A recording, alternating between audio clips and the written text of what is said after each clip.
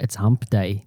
Hey, my name is Vander Puchert and you're listening to Finding Frequency, the podcast where a lonely South African in Warsaw seeks out the extraordinary in each and every day. And perhaps when I say lonely, I'm just trying to garner a little bit of sympathy because I'm not really lonely. As a matter of fact, I wish sometimes I was a little bit lonely. What's the update for the day? What can I share with you that's interesting? Except for the fact that it's dark, cold, and a bit kind of somber. Yeah, that's the word that comes to mind when I stare out the window. Also, kind of on top of this whole somberness is kind of the whole Omicron or whatever you want to call it variant, kind of tearing its way through Europe. That's the word I'm looking for, Europe. And what is that? Tornadoes ripping through the States. Wow. And then Russia wanting to rip through Ukraine. I can take it up another level if you want to. How crazy are things? Also, it sent an email to a good mate of mine. I haven't spoken to him in a long time. And kind of reflected on how really stinky the last year was. But that being said, I'm also very careful saying that because it's not that stinky. There was a few things to celebrate, many things to celebrate. Like I mentioned yesterday, a lot of things to be grateful for, a lot of gratitude to be sent out, but then also a few kind of lost connections. As I'm sitting here, I'm thinking about one or two of my friends I haven't spoken to in a while. And then you kind of get this glimpse into their life on social media, just a kind of little peek. Because a lot of my friends are really private. And then you go like, oh, shit. Looks like they're going through a tough time. Or they're going through a huge change. And then I feel a little bit guilty because I've been so focused on what's going on here. But then again, not too guilty because I've really been savoring the interactions with Marta and Franzi. That being said, we also had a meeting with the teachers again this morning at his kindergarten. They have these check-ins, which I appreciate. And we talk about his kind of behavior and his growth. And I think over the last couple of weeks, it was really about, how much attention we give him. He loves attention and he also needs to get rid of a lot of energy. So it's good to have a conversation about it because then we kind of are more attentive to it. And having to focus a little bit more on Francie is always important. It's a key thing. And I might be saying it because, the way that I'm putting this podcast together, I'm dedicated to him. I always think about him listening to this in a couple of years' time. But then I do feel sorry for him because having two parents who are both remote workers, both working in strange time zones, both really kind of technology driven, screens are a big thing in our house. It's really hard to really kind of simplify things down and make sure that we actually get some quality time. Of course, messing around on the screen is not always quality time. Albeit, when you play Minecraft, sometimes quality can be exuded from that or extracted from that. So, I'm rambling on again.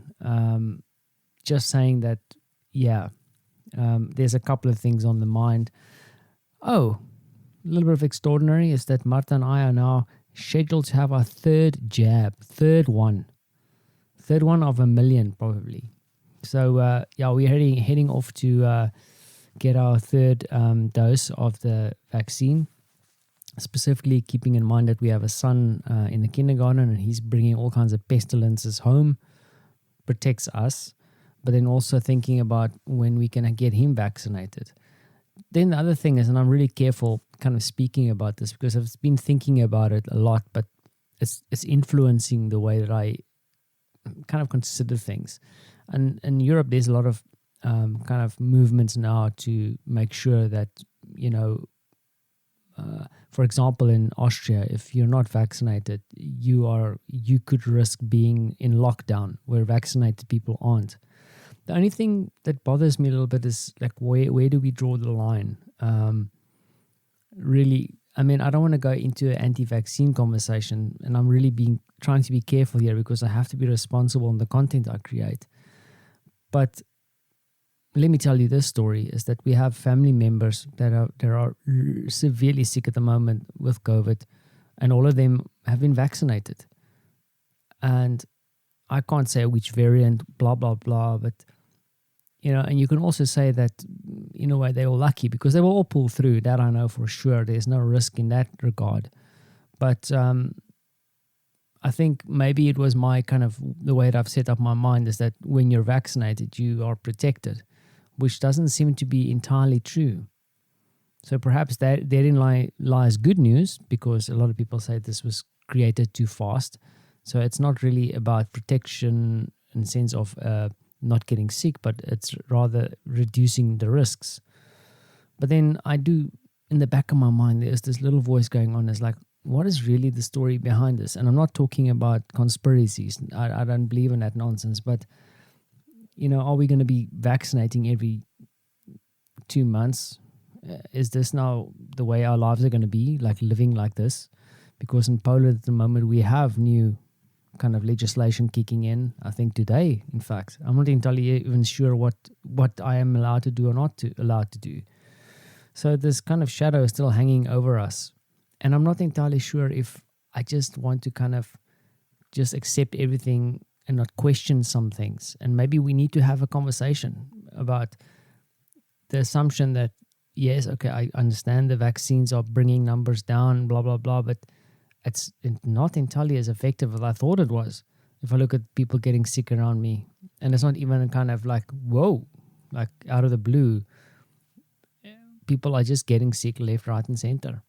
So this is once again, go out, get vaccinated. This is super important. I think I wish my friend Jeff could have gone out to get vaccinated sooner. But then again, how would things have turned out for him? I guess much better, to be honest. Anyway, I don't want to make this dark because there's extremely extraordinary things happening. I was talking yesterday about going out, making small moments count.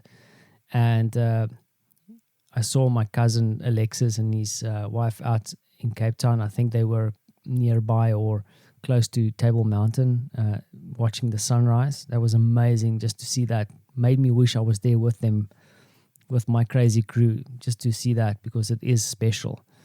Once again, just shows you how a small, simple thing can be very, very, very special. For us, we sat together around the table and built a gingerbread house. Of course, there was one person in this team of house building that kind of instructed and led the way. But hey, who am I to question his leadership? So, yeah, hopefully I didn't get too weird, or I've been trying to be careful about talking about it, so I don't think I made 100% sense. But remember, go out there, get vaccinated, be safe. Remember, think about the other people around you. So, yeah, hopefully you're enjoying a good midweek. Keep things extraordinary. Ciao.